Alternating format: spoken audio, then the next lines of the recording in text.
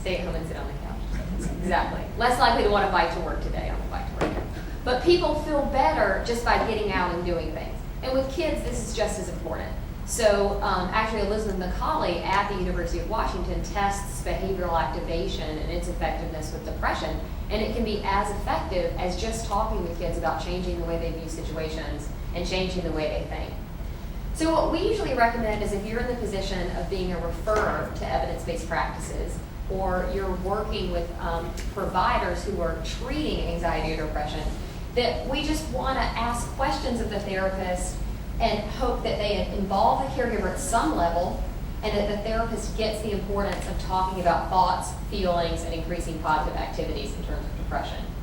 Interpersonal therapy for adolescents isn't widely available in Washington, but it's also incredibly effective, and it's short-term, can be delivered in an individual or group setting, and the focus is on improving the social interactions of that kid or adolescent with other folks to target their depressive symptoms.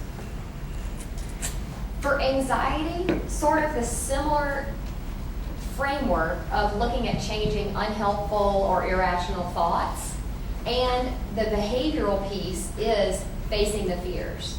So with phobias, I think for all of us that makes sense. You want to face whatever it is you're afraid of in a gradual way to gradually desensitize the child to the anxiety they have when presented with a trigger. And then with social anxiety, obviously, it's not just talking about the fact that most people won't embarrass or humiliate you, but it's homework assignments where you go out and you try things and you come back and report to the therapist how it went. So you're kind of collecting the evidence and practicing what happens. And if it does go badly, they talk with the therapist about, so what? What was so wrong about it? So kind of decatastrophizing. And again, the caregiver piece here is really reinforcing that the kid practices the things within session and at home. Does that part make sense? Because if kids are anxious, how likely do you think they're going to be to self-motivate in terms of these practices? If you have distress doing them. Probably not very likely. So the caregiver, that sort of is a crosswalk to the externalizing treatment, that we need the caregiver to reinforce that the kid does these things. One thing we actually have an evidence-based practice that's very widely available in Washington is treatment for trauma-related anxiety. So same idea, irrational and unhelpful thoughts, but these are more related to trauma exposure. So it was my fault, I'm always in danger, and we teach kids to calm down.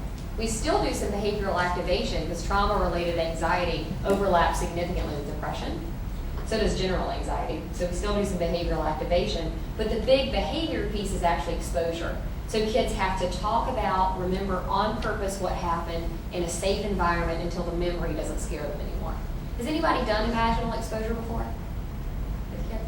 Has anybody ever done, oh good, okay. Has anybody ever done in vivo exposure? So if you're afraid of the dark, the kid faces the dark.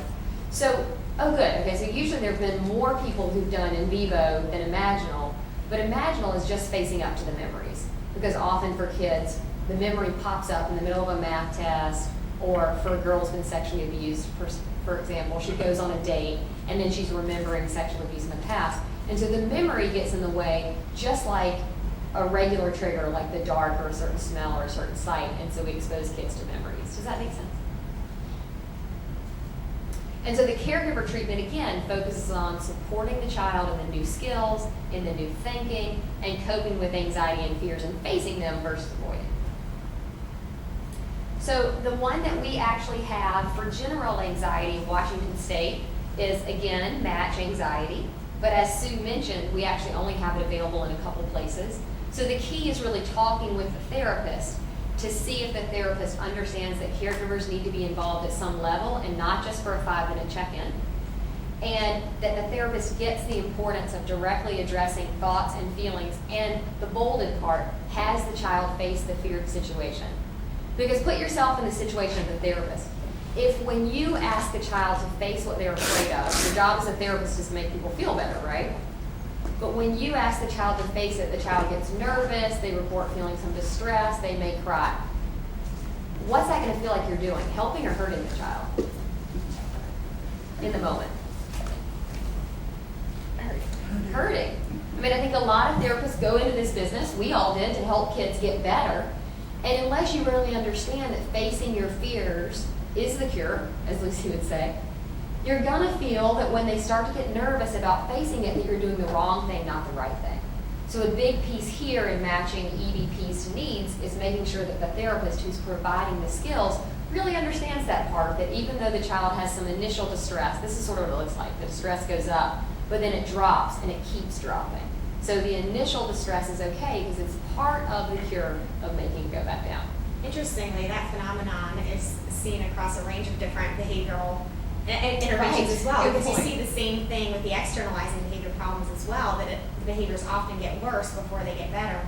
And it's just part of tolerating these treatments. And I think that's a good point that you raised. And it's, that's part of why it's hard for caregivers too, is because they probably tried some of these skills with the externalizing. They tried to change up the environment, or they tried to tell the kid, oh, it's okay, you can sleep in the dark. But then when it gets worse, they back off too. And so therapists can tend to do the same thing at first.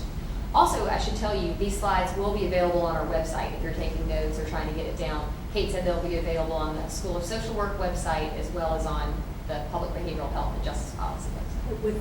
With the video, if you want to see it again or you know someone who wants to see it. I'm sure you're going to want to see it. We'll be on Hulu before too long. So the one that's most available, and it's for trauma specific, so it's trauma focused CBT, but often when I need to refer a kid for anxiety treatment in general, I'll look for a TF-CBT trained clinician because that person at least gets the anxiety treatment framework and they can more likely apply CBT for anxiety to some sort of other anxiety disorder like social phobia, any other phobia, or generalized anxiety disorder. And in trauma-focused CBT, they work half with the kid and half with the caregiver, so there's a big caregiver piece. One thing we just wanted to mention, and we won't spend much time on it, people heard of wraparound? So that comes up a lot. Wraparound is less an evidence-based practice than it is a process. And it's a process for getting kids involved in services. And it has some evidence for getting families more involved, coordinating services. But when it comes up, just know that evidence-based practices can go within wraparound. But wraparound doesn't specifically have evidence-based practices. And then there's some caveats here. Sometimes people think more services the better, and that the data actually doesn't support that. Sometimes parents get overwhelmed if there's 4 or 5 different things they're involved in. And then we want to keep the caregiver in the role of caring for the child. And then we want to make sure there's wraparound, and then in our state we have high fidelity wraparound, which sort of tries to take care of some of these bottom issues, such as making sure that the team isn't just talking about doing something different and then not doing anything different for the family. So we just like to bring that one up. So now we wanted to look at, Can I just ask you about mindfulness? Because there's this huge buzz around mindfulness, and not just in the context of DBT, but what do you see in terms of evidence with kids for mindfulness? well, we actually have we have an expert in DBT in the room, and we have some great evidence with kids for DBT and using mindfulness. And given that we didn't have a lot of time to go into real specifics, but I'm glad you brought that up, we use mindfulness and other emotion regulation and internal distress skills with trauma-focused CBT. Mm-hmm. And we actually have DBT for a lot of kids in the state of Washington, more so probably than any other state, except for the ones where Kate has gone and trained them. So I think DBT has a lot of evidence, especially for kids where these are kind of the common boxes, and DBT for kids and mindfulness might be for kids in the anxiety and the internalizing box, and also for kids in the internalizing box who need a lot more. You know, who maybe aren't quite ready for something like trauma-focused CBT because of self-harming or therapy interfering. Do you want to add anything to that, Kate?